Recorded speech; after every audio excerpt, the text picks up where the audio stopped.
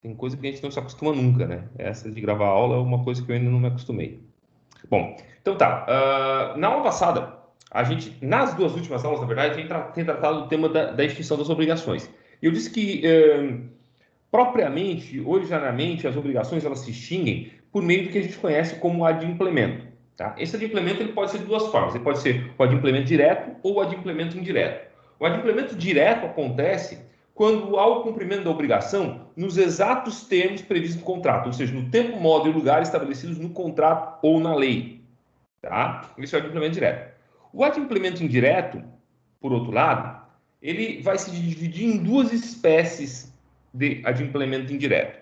Bem, o adimplemento indireto, vamos começar tratando ele pelo efeito, ele tem o mesmo efeito do adimplemento direto, que é a extinção de uma obrigação. Tá? Só que aqui a extinção da obrigação não vai se dar no modo, tempo, não vai se dar porque o cumprimento se deu no modo, tempo e lugar estabelecidos no contrato da lei. Tem alguma coisa que é diferente, tá? No cumprimento. Ou melhor, às vezes sequer há cumprimento. Daí porque a gente divide o inadimplemento, o adimplemento direto em adimplemento indireto satisfativo e não satisfativo. Na aula passada a gente viu o adimplemento direto indireto. Estou me trocando aqui nas palavras hoje. Tá? No adimplemento indireto satisfativo. A gente viu a consignação em pagamento, o pagamento por subrogação, a dação em pagamento e a imputação em pagamento. Tá? Todas essas três formas, há de alguma forma, tá? Satisfação do credor. Ele recebe, mas ele não recebe nos exatos termos previstos no contrato ou na lei. Tá? Agora, as quatro hipóteses que a gente vem trazer agora, novação, compensação, confusão e remissão, são espécies de adimplemento indireto em que há extinção da obrigação, mas não há cumprimento da obrigação. O credor não sai satisfeito. Tá? Não sai satisfeito. Então, essas três formas, novação, compensação, confusão e remissão, são bem fáceis. Tá, mais ou menos. A inovação não é tanto, tá? Mas as outras três são bem fáceis, tá? Vamos começar aqui com a primeira, então, a mais complicadinha de todas, que é a inovação. O conceito de inovação. Vou fazer um aqui de cabeça, tá? E me perdoem se eu não sair muito bom do ponto de vista de uma frase bem elaborada, bonita, estética, vamos dizer assim, então, tá? A gente pode dizer que a inovação, tá? Ó, inovação nada mais é do que a extinção de uma obrigação por meio da criação de uma outra obrigação. Inovação é a extinção de uma obrigação por meio da criação, da constituição de uma nova obrigação. Tá? Então, inovação é quando, por exemplo, vamos pegar aqui um exemplo bem característico, tá? Lá no final do semestre você está devendo mensalidade. Eu fazia isso direto. Eu estudei em uma universidade particular, né? Não tinha dinheiro para pagar a mensalidade, né? Então atrasava tudo, né? Geralmente pagava só os primeiros meses, depois os meses subsequentes ficava devendo. E daí em seguida, lá no final do semestre, tem que fazer o quê? Tem que pagar matrícula, né? Para ir para tem que efetivamente ter pago, né, aquelas parcelas que estão inadimplidas. Aí eu ia lá no setor financeiro da faculdade, fazia uma confissão de dívida, tá? E geralmente parcelava aquele débito em várias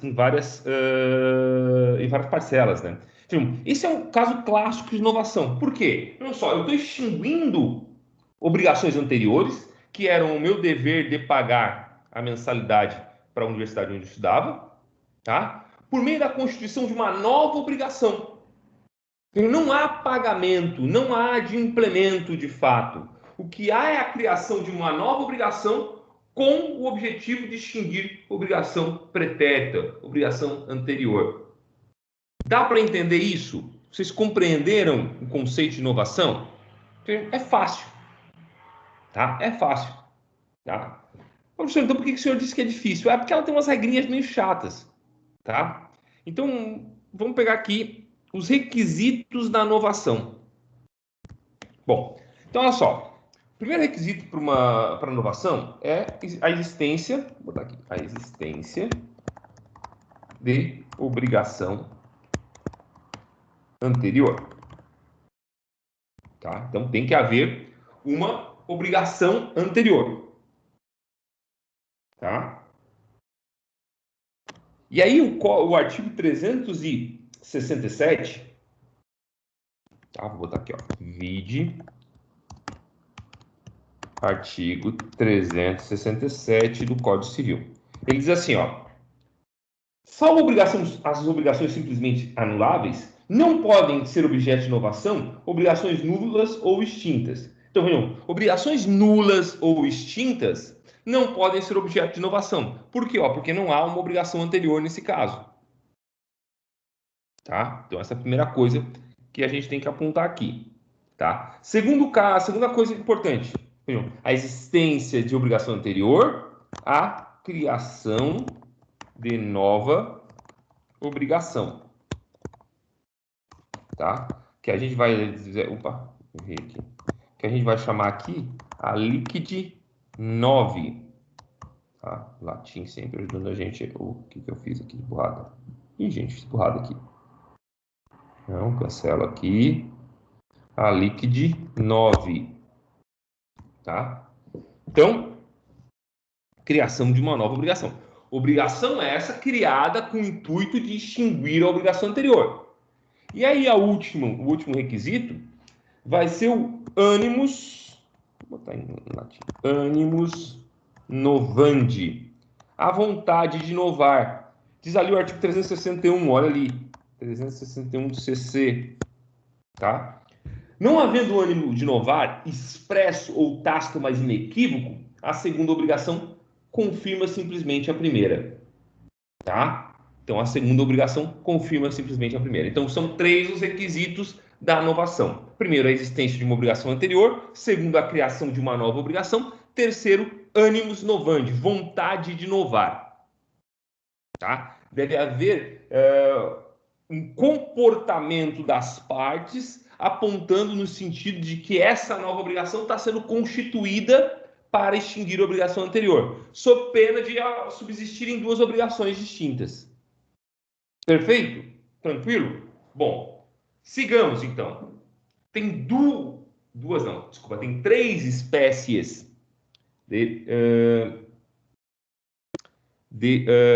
na verdade, 2 que se dividem, em 2 espécies de inovação. A inovação objetiva e a inovação subjetiva. Tá? A inovação objetiva está no artigo 360, tá? Inciso 1º do Código Civil, tá? Diz lá o artigo 360, inciso 1º. Dá-se inovação quando o devedor contrai com o credor nova dívida para extinguir e substituir a anterior, tá? Então, olha só. Então, eu vou lá, eu procuro o credor, tá? E digo para ele, olha, vamos constituir uma nova obrigação com um objeto diferente, e objeto aqui pode ser inclusive o modo de pagamento, tá? Para extinguir a obrigação anterior. Então, a inovação objetiva, eu vou botar aqui, ó, nova obrigação com as mesmas partes, mas com objeto, prestação diferente, tá? Nova obrigação com as mesmas partes, mas com objeto, prestação diferente. Já a inovação subjetiva, ela vai se dividir em 2 espécies, tá? 2 espécies de inovação subjetiva. Uma que a gente vai chamar de passiva, inovação subjetiva passiva, que está no artigo 362 do Código Civil, que diz o seguinte. Está errado, né? Mas assim, ó, dá-se inovação quando o novo devedor sucede ao antigo, ficando este quite com o credor. Não, não é isso. Tá errada essa expressão. Vamos botar aqui. A novação subjetiva passiva é aquela em que eu tenho uma nova obrigação com o mesmo credor e o mesmo objeto, mas com devedor diferente. Tá? Mas com devedor diferente. Então, imaginem lá que vocês estão devendo mensalidade lá da universidade, do curso de vocês, e aí o pai de vocês vai lá e faz uma confissão de dívida no lugar de vocês. Veja, ele está contraindo uma obrigação, tá? Para extinguir uma obrigação anterior, só que a obrigação anterior é assumida por vocês e não por ele. Então, eu tenho a inovação subjetiva passiva. A inovação subjetiva... Oh, meu Deus. Calma aí. Por outro lado, eu vou ter a inovação subjetiva ativa do artigo 363 do Código Civil. Aqui, eu vou estar diante de uma nova obrigação com o mesmo devedor e o mesmo objeto, prestação, mas com credor diferente.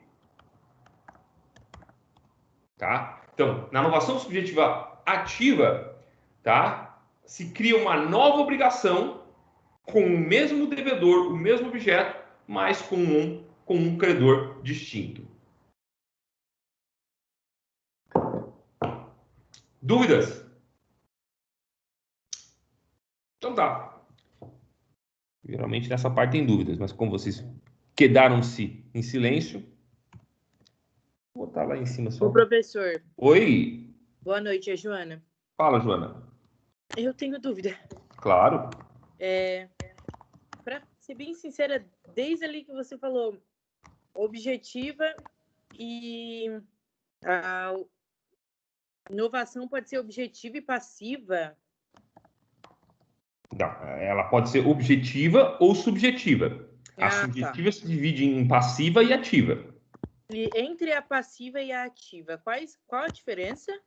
Olha aqui, ó. Só deixa eu botar. Só deixa eu terminar aqui para explicar aqui o conceito já, tá? Então, olha só. Na passiva, olha aqui, acompanha aqui comigo, ó. Nova obrigação, mesmo credor, mesma prestação, mas com devedor diferente. Tá? Na objetiva, o que difere é o quê? O objeto. Na subjetiva passiva, o que difere é uma das partes, um dos sujeitos, o devedor. Na ativa, tá? O que difere é o credor. Tá? Então, imagina assim, Joana, para deixar dar um exemplo claro, ou mais ou menos claro para vocês. Tu imagina que tu deve dinheiro para o Guilherme. Tá? Esse é um exemplo que eu vou passar agora de inovação subjetiva ativa. Tu deve dinheiro para o Guilherme. E o Guilherme diz para ti assim, ó.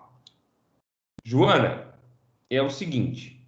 Vamos fazer o seguinte, tu não precisa me pagar. Tá? Tu paga para o Conte. Vamos pensar que o Guilherme deve dinheiro, por exemplo. E ao invés de tu pagar para o Guilherme, tu cria uma nova obrigação comigo, se comprometendo a pagar para mim. É uma nova obrigação com o mesmo devedor da obrigação anterior, com a Joana, então, que já era devedor da obrigação anterior, com a mesma prestação, no entanto, com um credor novo, que sou eu. Isso é comum de acontecer? Obviamente que não. Não é toda hora que acontece, mas é possível. Compreendeu ali, Joana? Sim, e daí essa é a inovação subjetiva ativa. Ativa, porque o que a gente tem é uma nova obrigação com um sujeito diferente, que o sujeito diferente, no caso, é o credor. Tá? Certo.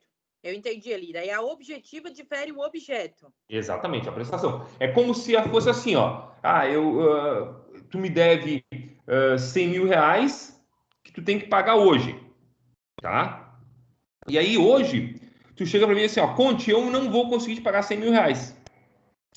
Vamos fazer o seguinte, na próxima semana eu te entrego um carro. Aí tu vai dizer, ó, professor, mas isso é dação em pagamento que a gente estudou na semana passada. Não. Na dação em pagamento,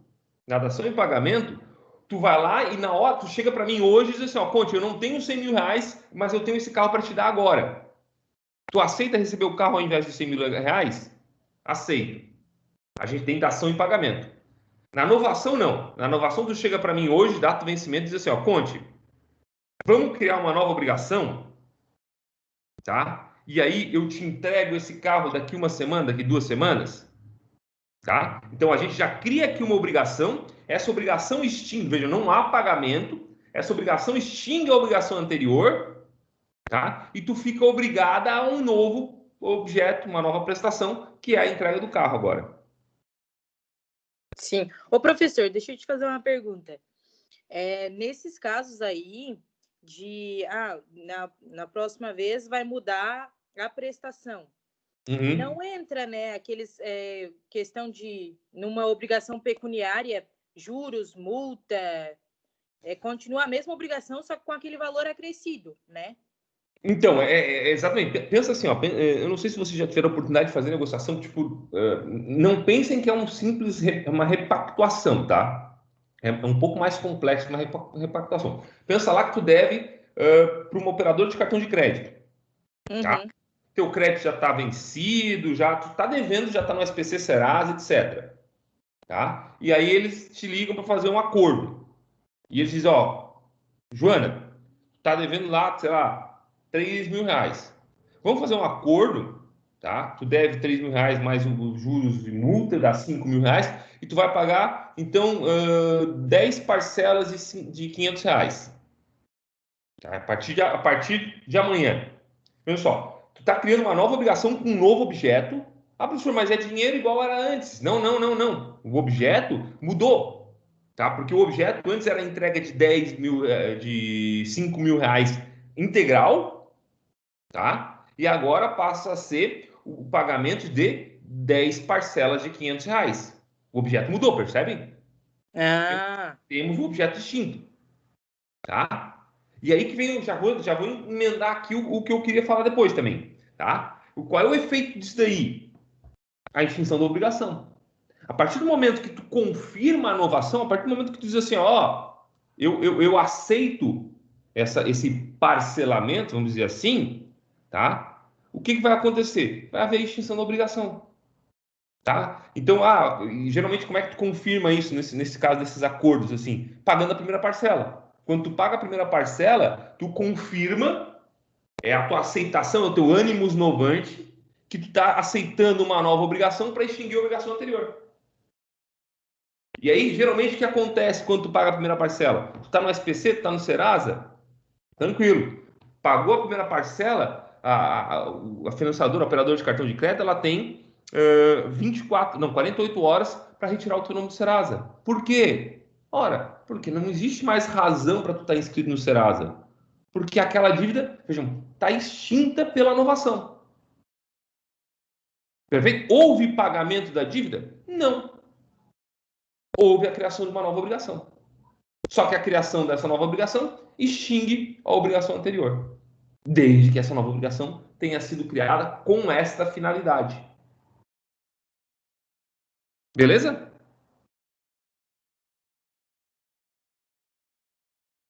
Bom, então o efeito da inovação, tá? Efeito de inovação, extinção da obrigação anterior, tá? Deixa eu ver aqui onde que tá. Com todos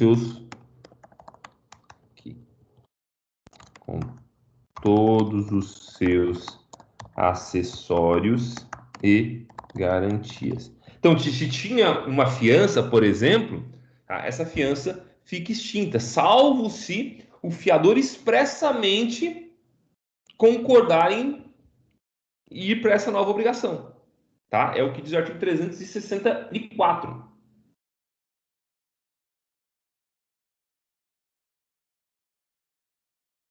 Tá? E aí, o 365... Não, é o 365. Artigo 364. Eu vou botar aqui, ó. Inclusive com a fiança. Isso está no artigo 365, que diz assim, ó. Tudo do Código Civil, né? Vou botar aqui o Código Civil só para desencargo. Diz aqui o 365, ó. Operar... Não, 364, desculpa. Não, 366, desculpa. Operada... importa a exoneração do fiador a inovação feita sem o seu consenso com o devedor principal. Tá? Então, se não houver consenso do devedor, do fiador, tá? Há extinção da obrigação. Uma outra coisa que eu queria citar também, aqui, ó, vamos fazer uma nota, um asterisco. Ô, professor. Oi. Extinção da obrigação quanto ao fiador, né? Na novação, ele não vai ser fiador. Exatamente, não é mais fiador. Ah, tá. Beleza. Tá? Eu vou botar aqui um asterisco também, só para vocês também verem isso aqui. O que dispõe o artigo 362. 362 diz assim, ó, a novação por substituição do devedor pode ser efetuada independentemente do consentimento deste. Então, quer dizer, olha só, tá? O Guilherme deve para a Joana. Eu chego para a Joana e digo assim, ó, Joana, tu aceita contrair uma nova obrigação comigo para extinguir a obrigação do Guilherme? Tá? Eu e a Joana podemos fechar esse negócio, tá? E extinguir a obrigação do Guilherme, independentemente dele consentir com isso ou não. Tá? Vou colocar. Independe do consentimento do devedor. Artigo 362 do Código Civil. Beleza? Fácil, né? Aí depois nós chegamos na compensação. O conceito de compensação está lá no artigo 368. Aqui, 368. Tá? Olha o que diz o artigo 368. Vou copiar ele e colar na nossa tela aqui. Colar, manter somente o texto. Olha aqui que diz o artigo 368, tá? Se duas pessoas forem ao mesmo tempo credor e devedor uma da outra, as duas obrigações extinguem-se até onde se compensarem. Se duas pessoas forem ao mesmo tempo credor e devedor uma da outra, as duas obrigações extinguem-se até onde se compensarem. O que é a compensação? É quando eu tenho duas pessoas que são, ao mesmo tempo, credor e devedor uma da outra. Eu devo R$100 para o Guilherme me deve R$100. Por uma questão de lógica, de economia, inclusive, tá? De segurança para as partes, tá? Eu não preciso pagar R$100 para o Guilherme me pagar R$100. As obrigações se compensam, se extinguem mutuamente. Tá? Isso é compensação. Tá? É a extinção da obrigação que ocorre quando duas pessoas são ao mesmo tempo credor e devedor uma da outra. Dúvidas? Fácil, né? Então tá. Bom, tem duas espécies de compensação.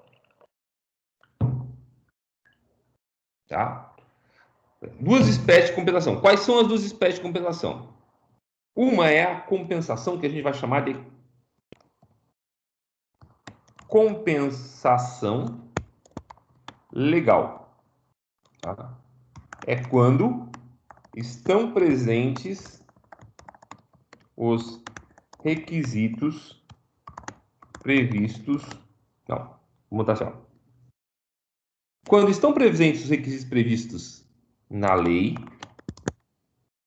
artigo 369 do Código Civil, a compensação ocorre de pleno direito, independentemente, tá certo isso? Independentemente da vontade das partes. Explico, tá?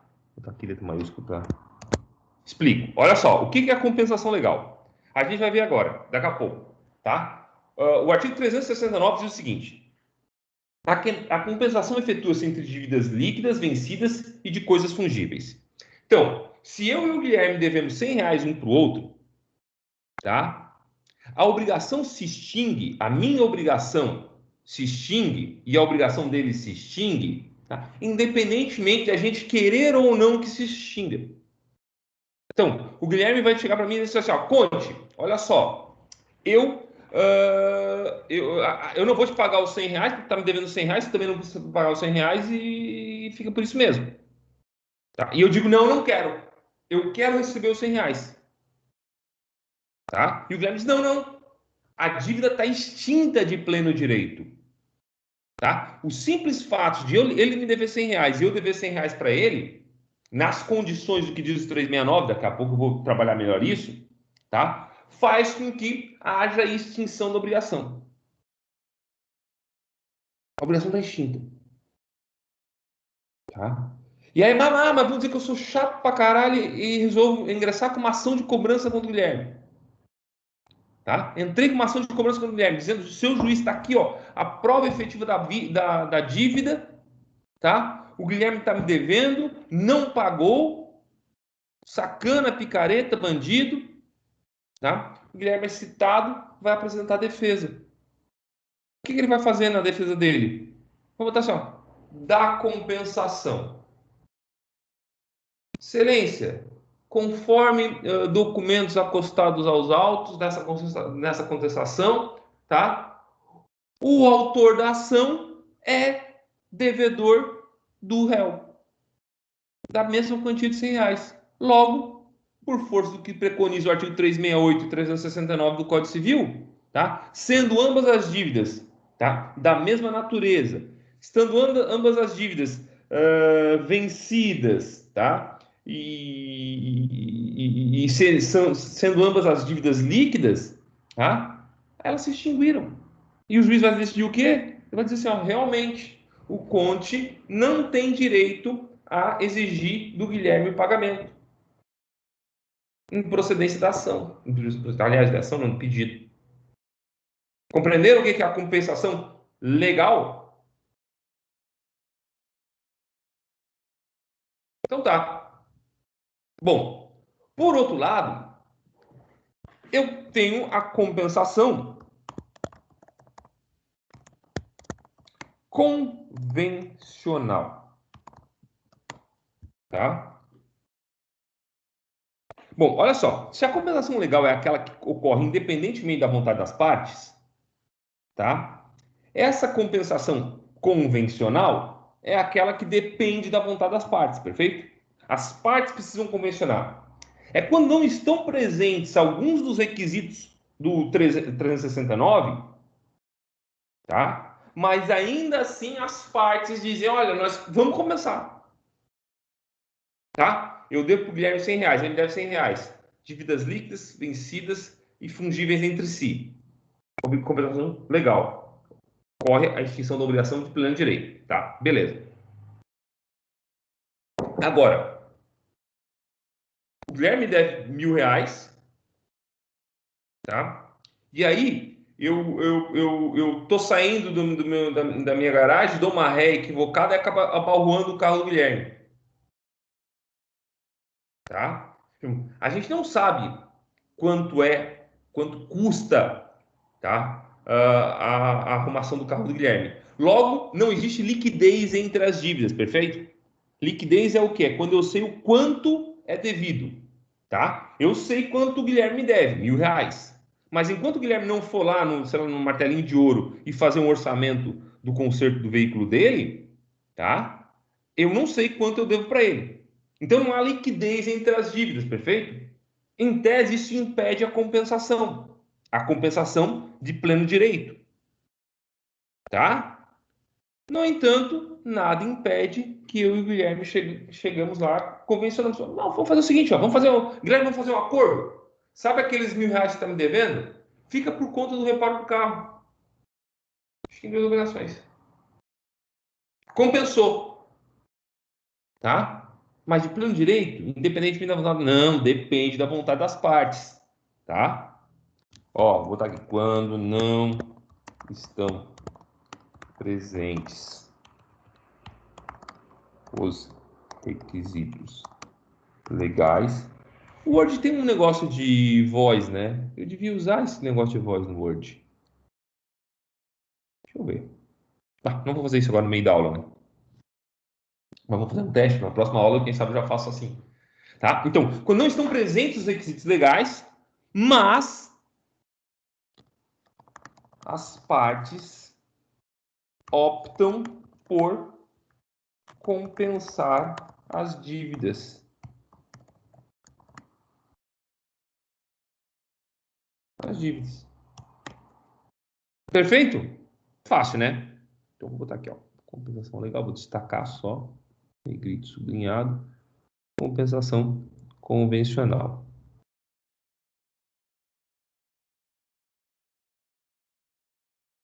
Só para reforçar, para haver compensação, nesse caso, é indispensável a vontade de ambas as partes.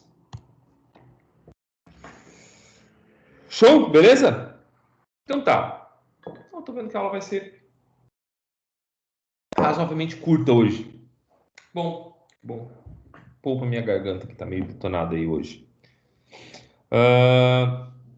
Vamos lá. Requisitos da compensação legal. Como eu já disse, esses requisitos estão no artigo 369 do Código Civil. Tá? Pelo menos parte deles. Então, 369 ele fala o seguinte. Vou copiar ele aqui. Tá? Artigo 369.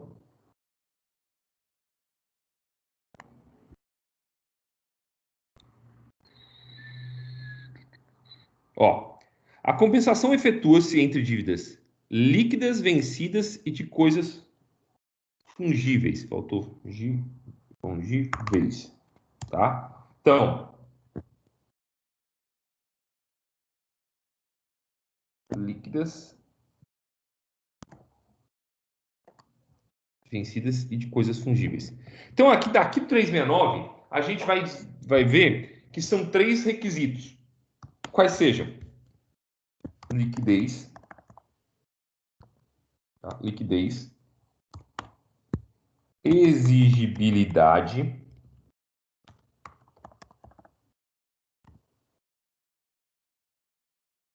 e fungibilidade. Tá? Então, beleza. Mas além disso daqui, a gente tem que colocar também o seguinte, tá? Me fugiu agora a expressão que eu usava aqui. Geralmente eu venho provido minhas anotações e eu tô da aula passada até hoje, eu não uso mais anotação, tô fazendo tudo de cabeça aqui e às vezes dá umas falhas na cabeça da gente, essa não é uma certa idade que a gente começa a pifar.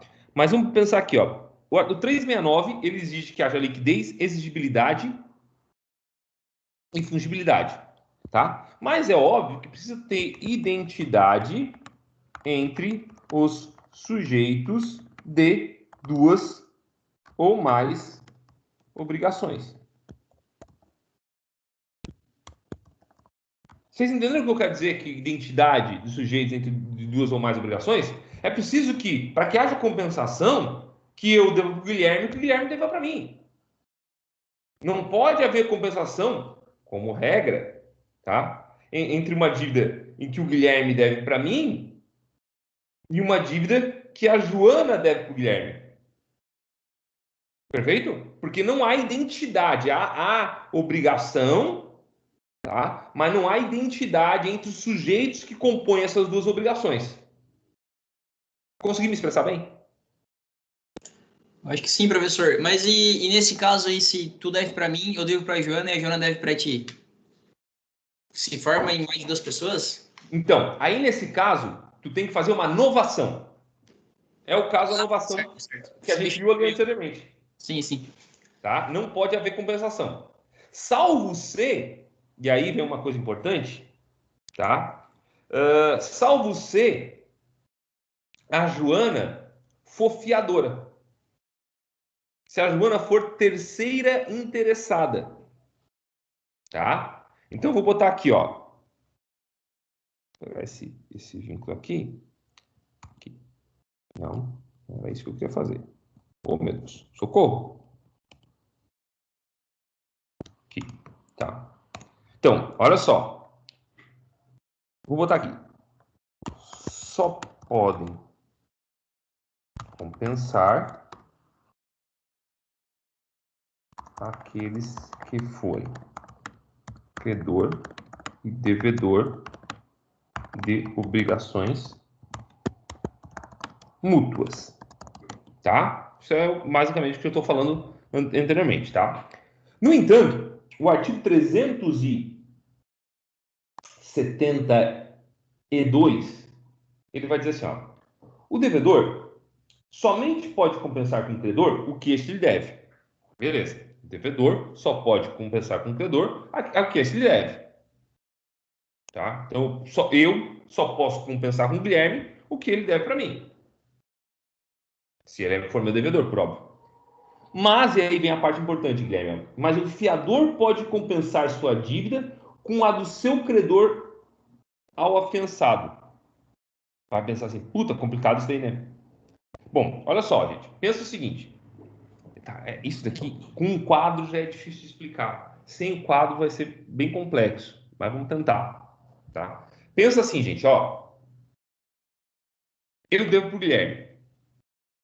Guilherme é meu credor. Tá? A Joana é minha fiadora. Perfeito? A Joana é minha fiadora. Numa outra obrigação, o Guilherme deve para a Joana. Então, o que esse artigo está dizendo? Olha, nesse caso,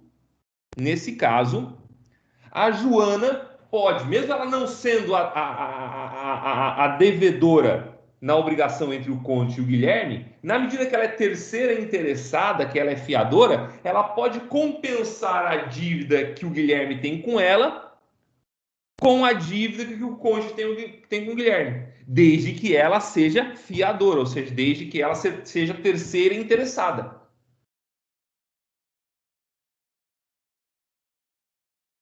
Tá? Eu vou colocar aqui para que não reste dúvida, tá? Professor, Oi. nesse caso aí que ela é sua fiadora, Uhum. e eu tinha uma dívida com ela, tal. Tá. Esse acordo fica só entre eu e ela, nesse caso, tu não precisa ter autorização nenhuma tua em relação a Não, isso? não precisa. Porque assim como o terceiro interessado, ele não precisa de autorização do devedor para pagar por ele, também o terceiro interessado não precisa de autorização para compensar. Perfeito? Professor, Oi, Joana. eu não entendi nada dessa parte do fiador. Isso é a parte complicada, né? Tá, só deixa eu botar aqui, ó. Interessado pode compensar. Tá, só deixa eu botar aqui o artigo 372. 372? Não, 371. Tá, olha só, Joana. Tem que ter um pouco de paciência para entender aqui mesmo, porque é complicado, tá? Vou voltar ao mesmo exemplo, tá? Imagina, eu tô sem papel aqui hoje, pô, tem tudo sem equipamento hoje. Imagina assim, ó. Vamos pegar o exemplo, vamos pegar o quadro aqui, tá? Tá? Imagina que Guilherme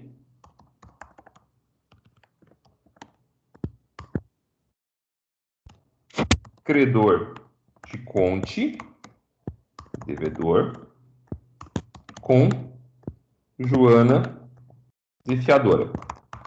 Tá? Isso é uma obrigação. Obrigação 1. Tá? Obrigação 1. Aí vem uma segunda obrigação. Obrigação 2, vamos dizer assim. Que é a obrigação em que a Joana é credora de Guilherme. Então, tendo Guilherme como devedor. Qual é o problema aqui, Joana? O problema aqui é que, a princípio, não existe identidade entre os sujeitos dessa obrigação e dessa segunda obrigação para que possa haver compensação, perfeito? Uhum. Perfeito? Sim. No entanto, o que diz o código? Olha, mas nesse caso, como a Joana ela é fiadora nessa obrigação aqui, tá? Ela é fiadora nessa obrigação aqui, tá? Ela pode pretender compensar com o Guilherme, tá? O crédito que ela tem para receber nessa segunda obrigação. Entendi, professor. Perfeito? Entendi. Ela, Perfeito? mas daí vai estar pagando por ti, né? Exatamente. E daí o que acontece? Aí tu, Joana, vai se subrogar nos direitos do Guilherme, para lembrar do Posso pagamento do cobrar. terceiro interessado. Lembra lá? Sim, posso cobrar do Conte o valor que Exatamente. eu compensei com o Guilherme, porque eu sou tua fiadora e credora dele. Exatamente. Tá? Agora pense o seguinte: o terceiro não interessado não tem esse direito. Lembra lá do terceiro não interessado, aquele que paga por qualquer outro interesse que não seja o interesse jurídico? Bom, esse não tem direito à compensação. Isso não fica tão evidente. Eu vou botar aqui, ó. Vou botar uma bolinha de novo. Opa, não é bolinha isso aqui. Vou botar o terceiro não interessado, por sua vez, não tem direito à compensação. Nossa. Tá. Então, isso está aonde? Isso está num artigo muito misterioso no que diz respeito ao que ele diz, tá? Que ele diz assim, é o 376. Obrigando-se por terceiro uma pessoa, não pode compensar essa dívida com a que o credor dele lhe dever. Tá? Bom, basicamente o que esse artigo está dizendo, de uma forma bastante misteriosa, que é o artigo 376, tá? Ele está dizendo que não pode haver compensação. O terceiro não interessado, não pode compensar. Pelo menos não pode do ponto de vista da compensação legal, perfeito? Pode convencional. A Joana, vamos pegar aqui, ó. Vamos pegar aqui. A Joana, eu devo para o Guilherme. Tá? O Guilherme é meu credor. A Joana, numa outra obrigação, é credora do Guilherme. Não tem nada, ela nunca foi minha fiadora, não tem nada. Só que ela está morrendo de pena que eu estou devendo para o Guilherme. Ela não pode obrigar o Guilherme a compensar a dívida que eu tenho com ele com a dívida que eu tenho que ela tem com ele. Que o Guilherme tem com ela, desculpa. Tá? Não pode. Tá? No entanto, se o Guilherme e a Joana aceitarem, pode sem problema nenhum, porque daí nós vamos entrar na compensação convencional, aquela em que não está previsto um requisito do 369, mas ainda assim é possível a compensação. Ô, professor. Fale. E deixa eu te fazer outra pergunta. A liquidez. A minha dívida, por exemplo... Desculpa, eu não entendi a parte final, o que é? É ali quanto à liquidez da obrigação. Tem que ser o mesmo valor para compensar. Não, deixa eu explicar o que é liquidez, tá? Liquidez, e eu vou entrar agora já então na liquidez, tá? O que é liquidez? Liquidez é o quanto e... Não, o que e o quanto é devido. Tá? Então, liquidez é exata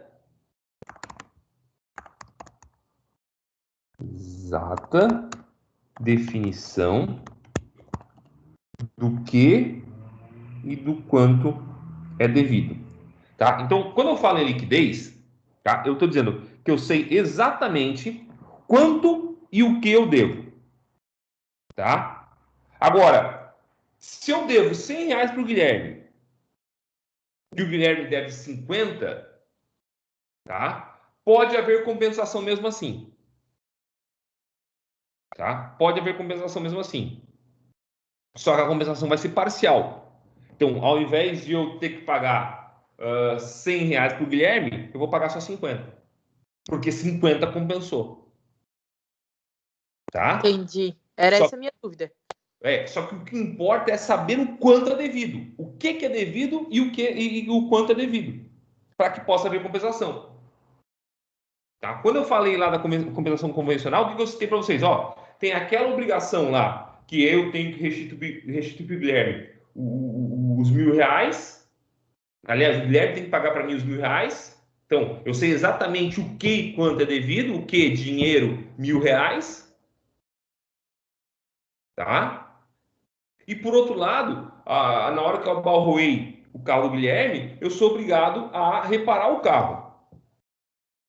Mas aí não tem o quê? Liquidez. Porque eu não sei o que e quanto é devido. Na verdade, o que eu até sei, a reparação do carro. Mas quanto custa essa reparação do carro? Não sei, perfeito? Então essas dívidas não são líquidas entre si. Tá? Beleza? Professor, Oi. o termo pessoas ali também inclui a jurídica, né? Uma empresa dever para outra. Sim, sim, sim, sim. E nesse caso aí, uma empresa dever para outra pode ter o convencional também? Ou tem que ser tudo. Pode, sem problema nenhum. Pode ter compensação convencional também. Tá? Claro. Então, liquidez aqui perfeito, né? Bom, aí vem a exigibilidade, gente. Exigibilidade é o quê? Ora, ambas as dívidas devem ser exigíveis. Exigíveis no momento da compensação. Então, gente, assim, ó, eu não posso forçar. Ó, pensa aqui, pensa comigo, tá? Eu e o Guilherme devemos R$100 um pro outro. Só que eu devo pro Guilherme R$100. Quando é que vence esses R$100? Amanhã. O Guilherme me deve R$100. Só que essa dívida dele de R$100 vence só em dezembro, no final do ano, dia 31 de dezembro. Eu não posso forçar o Guilherme a compensar nesse caso. Porque ainda que haja liquidez e haja fungibilidade entre as dívidas, elas não são exigíveis ao mesmo tempo. Perfeito? É? Não tem.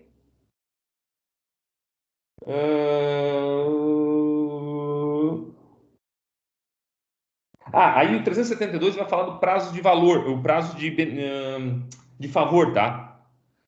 O que é o prazo de favor? É quando eu chego lá a data de vencimento, tá? E eu dou um prazinho a mais para o Guilherme. Eu digo, Guilherme, não, vamos dar um prazinho a mais para ti. Tá? Então vamos dizer que a obrigação do Guilherme vencia agora, que dia é hoje? Dia 18, tá? Dia 18. A minha obrigação, a obrigação dele comigo vence dia 18. A minha obrigação com ele vence dia 19. Tá? Aí chega ali perto, próximo do vencimento, eu digo pro Guilherme, ó Guilherme, eu vou te dar mais uns 4, 5 dias para pagar. Então tu vai me pagar só no dia 22. Eu concedi um prazo de favor para ele. A concessão desse prazo de favor não obsta que eu possa, lá no dia 19, fazer a compensação daquela dívida que originariamente ia vencer dia 18. Tá? Isso está no artigo 372. Tá? Tá aqui, ó. Prazo de favor. Artigo 372 do Código Civil. Tá? E por fim chega a questão da fungibilidade. Fungibilidade quer dizer o seguinte: as dívidas devem ser da mesma natureza. Gente, assim, ó, simples. Eu só posso compensar, do ponto de vista da compensação legal, dinheiro com dinheiro.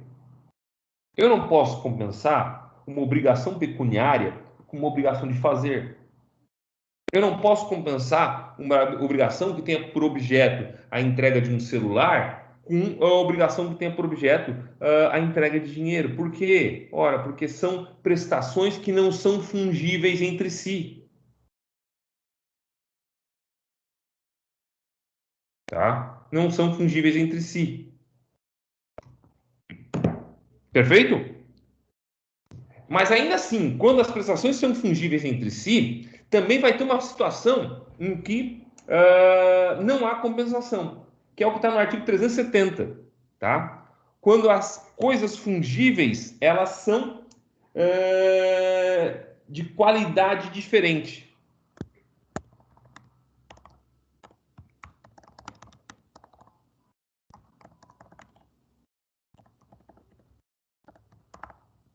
Então pensei assim, ó, eu devo para o Guilherme, vamos passar para um outro patamar, eu devo para o Guilherme 100 toneladas de café tipo A.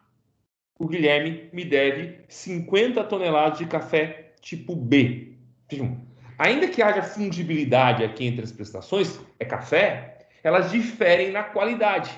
Aí diz o artigo 370. Embora sejam do mesmo gênero as coisas fungíveis, objeto das duas prestações, não se compensarão, verificando-se que diferem na qualidade, quando especificado no contrato. Então, se o contrato especifica a qualidade do café, não pode, vamos dizer assim, e as prestações são da mesma natureza, tá? Não pode haver compensação quando houver diferentes qualidades, tá? Isso é o artigo 370 também do Código Civil.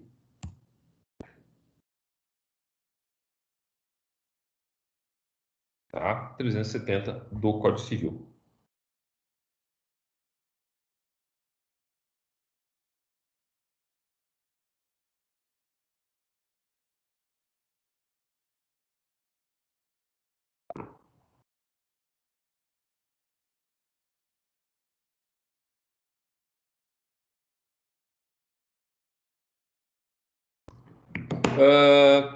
Chegamos nas dívidas que não podem ser compensadas. Isso é bem tranquilo, tá, gente? São dois artigos que tratam das dívidas que não podem ser compensadas. O artigo 373, tá? 373.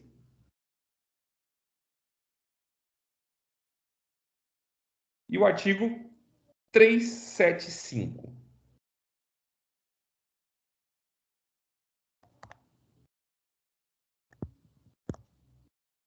Tem uma berraçada aqui em casa.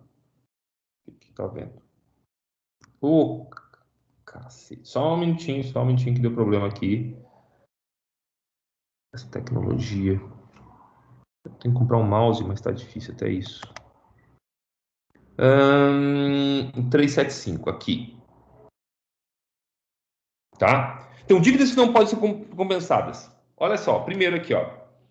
Só citar assim, ó. A diferença de causa nas dívidas não impede a compensação. O que quer dizer o seguinte? O que quer dizer causa aqui? A fonte, a origem. Então, se uma dívida decorre de contrato de mútuo e outra de doação, são contratos, são causas diversas, as origens diversas da obrigação, isso não impede, tá? Não impede a compensação. Salvo se uma das dívidas provier de esbulho, furto ou roubo, porque aí a gente vai dar diante de objeto ilícito, tá? Objeto ilícito, tá? Esbulho, furto ou roubo. Então não pode ser compensada porque o objeto é ilícito e a gente sabe que obrigações com objeto ilícito não existem, né? Não existem, na verdade, não são válidas, né?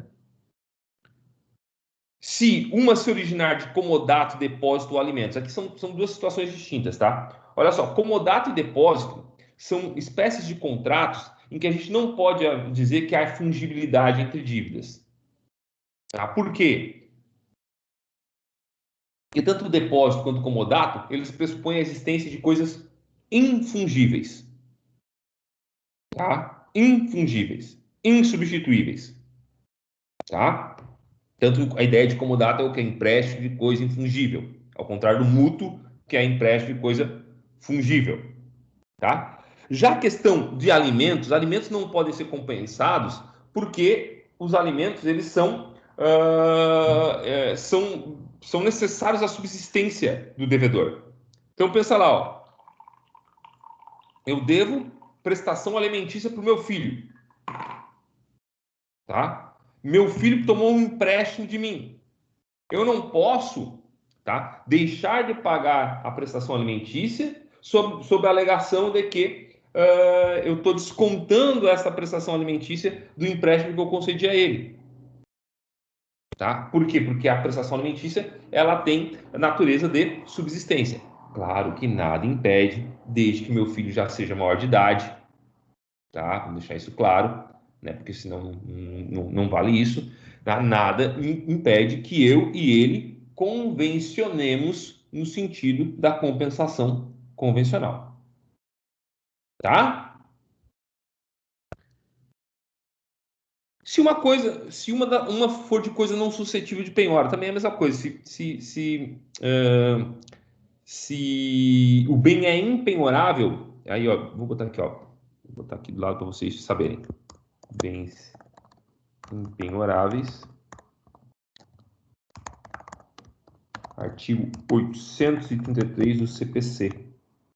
Tá? Então, se o bem é impenhorável, também não pode haver compensação. Professor, não entendi isso daí. Bem simples, tá? Falei para vocês, alimentos não podem ser compensados, né? Alimentos, inclusive, é bem impenhorável. Mas pensa assim, poupança, salário, são bens impenhoráveis. Tá? Então, imagina lá que eu devo uma determinada quantia para um banco. Tá? E tem uma poupança nesse mesmo banco. Tá? O banco não pode pretender, sem a minha autorização, tá, descontar do valor que eu tenho depositado na poupança, tá, o débito que eu tenho com ele. Compensar, então, o débito que eu tenho na poupança com o débito que eu tenho com o banco com o valor que eu tenho depositado na conta poupança. Por quê? Porque a poupança é insuscetível de penhora. Tá? Artigo 833, inciso 11 do Código de Processo Civil.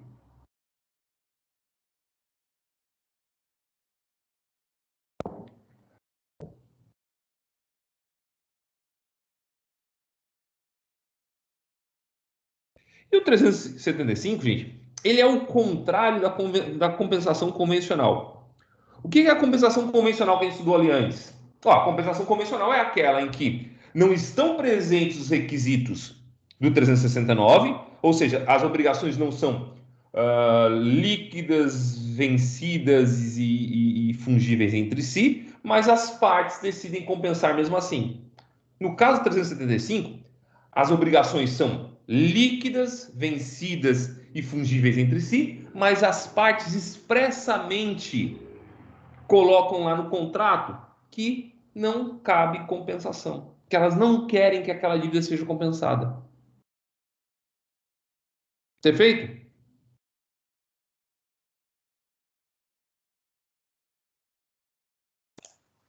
Professor, Oi. ali anteriormente quase que o professor acertou. Não era o 11, era o 10. É o 10? Da poupança é o 10. Tá, de cabeça é meio difícil. Não, mas tá bom. Ali, ó. Segue o baile. Segue o baile, então. Não, já estamos quase no encerramento da nossa aula, para vocês terem uma ideia como a aula hoje vai ser mais curtinha, né? Então, vamos falar das duas últimas que são muito, mas muito fáceis. Primeiro, confusão. Olha só, o que é a compensação? Tá? A compensação então vai do 368 ao 380. Tá? A confusão está do 381 ao 384. O que é a compensação, gente? Compensação é quando eu e o Guilherme somos credor um do outro, devedor um do outro. Então, quando eu devo 100 para o Guilherme, e o Guilherme deve R$100 para mim. O que diz a lei? Não precisa pagar um para o outro porque está extinta a obrigação de ambos. Tá?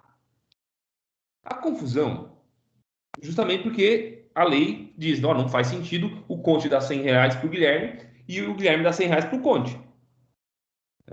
A confusão, gente, é o seguinte, é quando eu devo para mim mesmo. Se não faz sentido eu pegar R$100 do Guilherme para devolver R$100 para o Guilherme, muito menos sentido faz eu dar R$100 para mim mesmo, porque eu estou devendo para mim mesmo. Então, com a confusão, para deixar claro, é quando na mesma pessoa, então, confusão é quando na mesma pessoa se fundem os sujeitos ativo e passivo de uma obrigação. É quando numa mesma pessoa se fundem o sujeito ativo e passivo de uma obrigação. É quando eu sou credor e devedor de mim mesmo. Sujeito ativo e passivo de uma obrigação.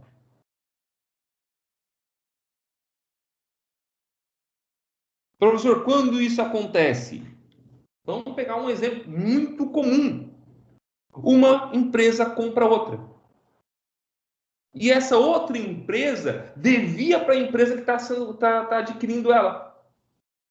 Ora, essa empresa ela vai ser, ao mesmo tempo, credora e devedora de si mesma.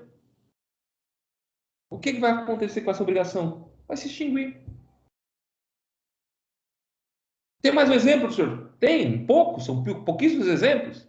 Né? Mais um exemplo, quando eu tomo dinheiro emprestado do meu pai, e o meu pai vem a falecer, e aí eu sou o único herdeiro dele. Quem é que vai ser agora o titular daquele crédito? Eu. Mas quem é o titular do débito? Sou eu também. O que vai acontecer com essa obrigação? Vai se extinguir. Tem mais um exemplo? Tem mais um, é o último. Tá? O último exemplo.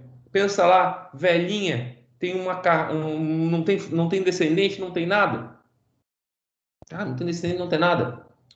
Aí ela vem a falecer. Tá? Deve uma fortuna de IPTU na casa. O único bem que ela tem é a casa. Deve uma fortuna de IPTU. Bom, a casa vai para o município. Tá? Quando não há herdeiros, o patrimônio vai para o Estado, especificamente para o município. Tá? E aí, quem é que passa a ser o titular da dívida do IPTU? O município. Mas quem é o credor da dívida do IPTU? O município também. O que vai acontecer com essa obrigação? Extingue-se. Difícil? Não, né? Bom, tem duas espécies de confusão, né?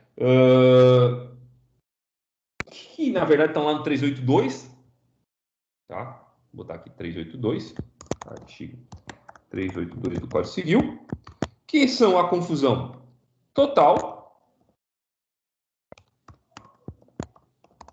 e a confusão parcial.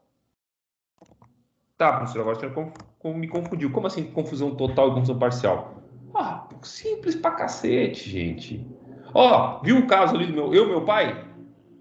Eu e meu pai, aconteceu uma confusão total. Eu devia R$10.000 para meu pai era credor de R$10.000 meu pai faleceu, tá? Meu pai faleceu, eu sou o único herdeiro, eu passei a ser o titular do crédito, dos R$10.000. Mas é o devedor do crédito, devedor do débito de R$10.000 também, então extingue-se a obrigação como um todo. Agora não, eu tenho um irmão. Ora, quando meu pai falece, o crédito de R$10.000 que ele tem vai se dividir 5.000 para mim e 5.000 para o meu irmão.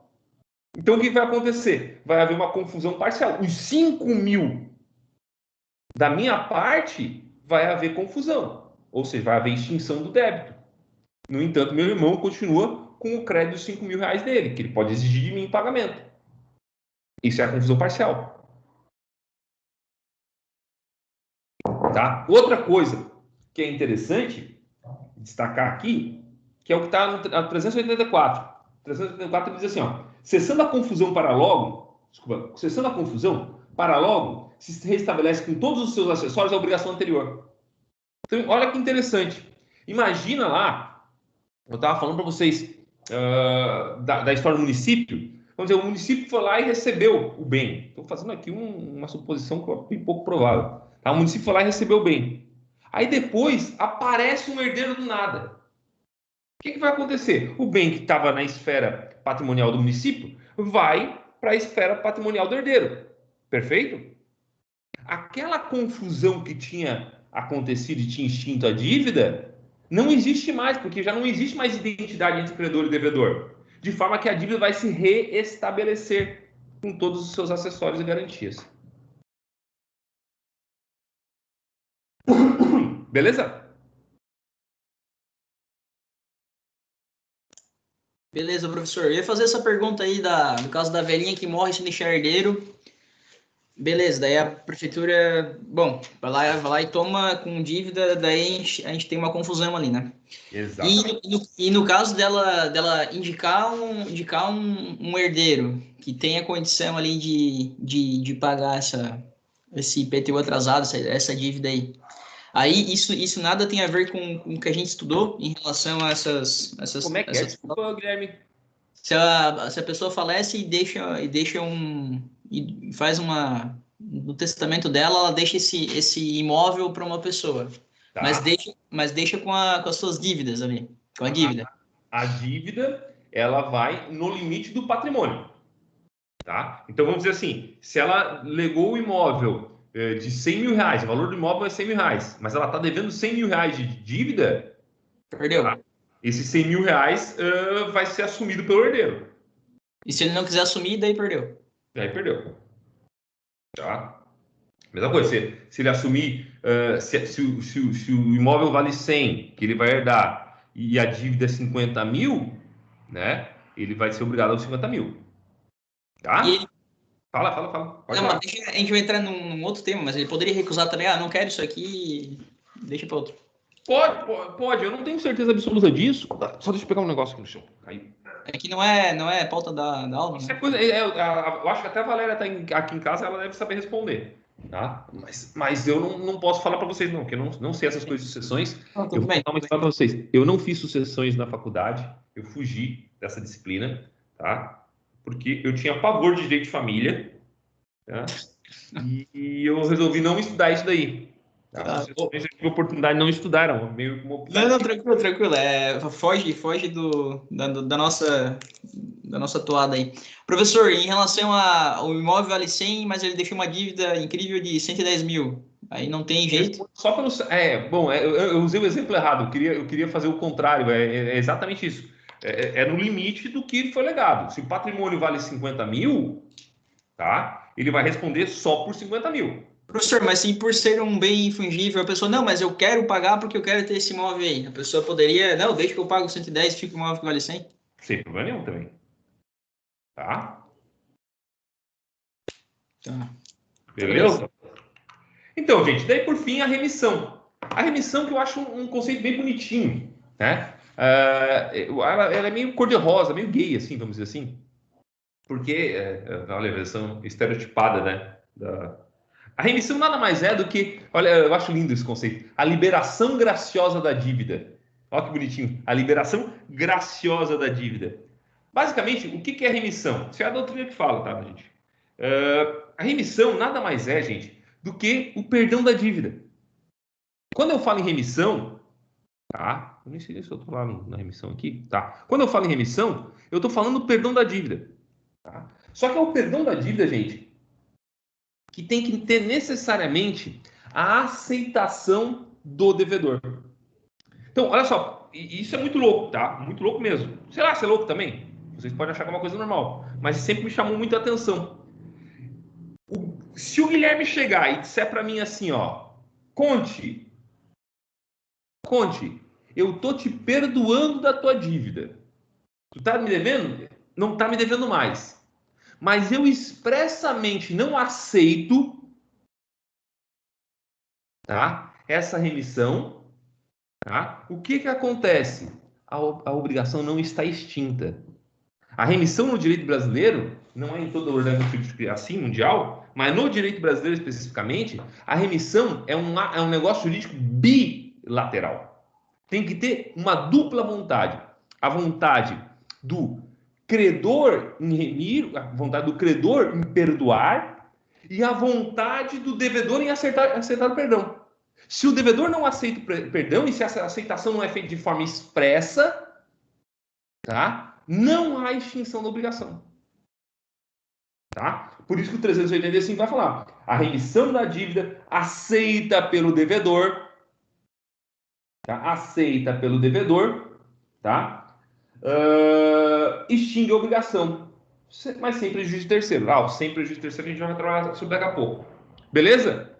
Então, basicamente, a gente tem os seguintes requisitos da remissão. Tá? Seguintes requisitos da remissão. Quais? Primeiro, vontade do credor em remitir. Eu nunca sei se é remitir ou remir a dívida. Em perdoar.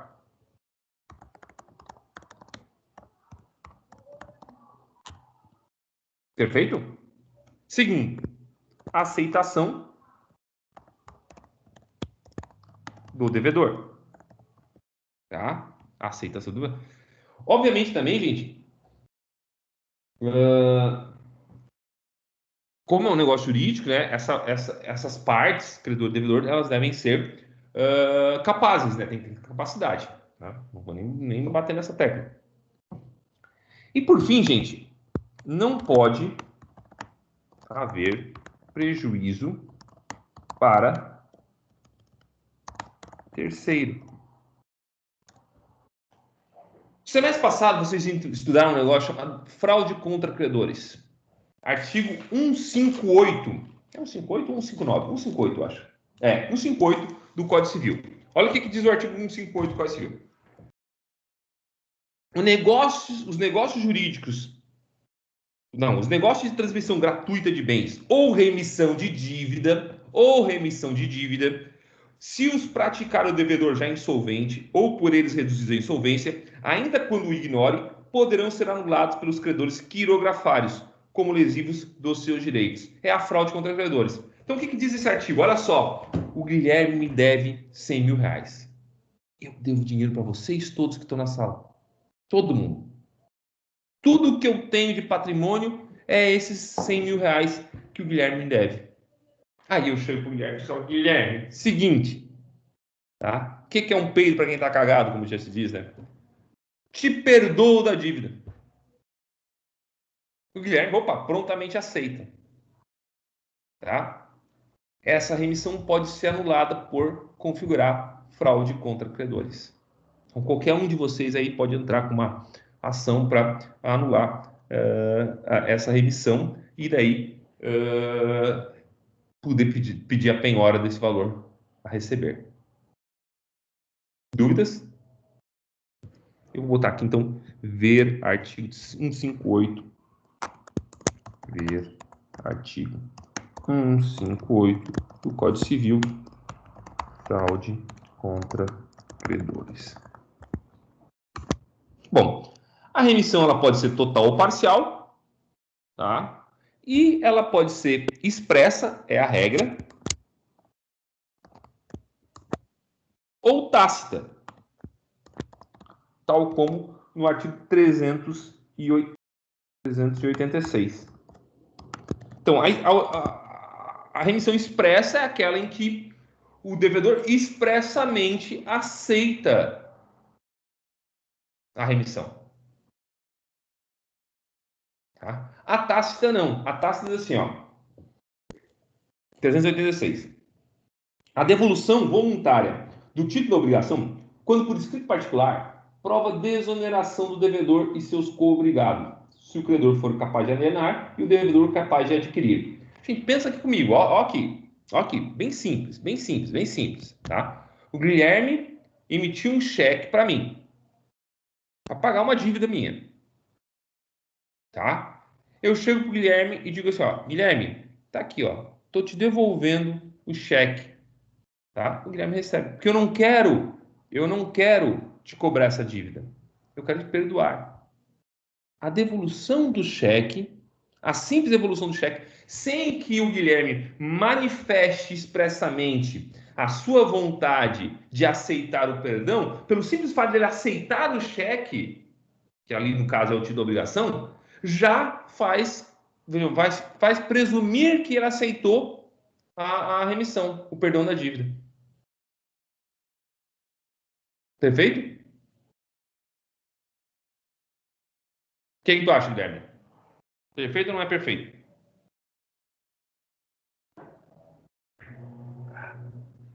Então, gente, era isso só. Acabou. Pocket aula. Pocket aula. Fiquei mais tempo, eu acho, esperando vocês entrar na sala de aula, porque eu esqueci de botar o link na sala do Unimestre, do que dando aula efetivamente. Tá? Na aula que vem, o que a gente vai estudar? Inadimplemento. Tá? Inadimplemento. É uma aula bem legal também, tá? Quem tiver interesse, é uma aula. Vocês têm que estar na aula, né? Quem tiver interesse. Agora eu querendo. Mas é uma aula que é bastante interessante porque são as consequências do descumprimento de uma obrigação. Né? A gente vai estudar as consequências do descumprimento de uma obrigação. E aí vai entrar o assunto como mora, purgação da mora, juros, cláusula penal, que é uma coisa essencial para vocês aprenderem. Tá certo, gente? Então é isso. Vou desligar aqui a gravação. Professor, só um detalhe ali. Tá, vou só tirar a gravação aqui para daí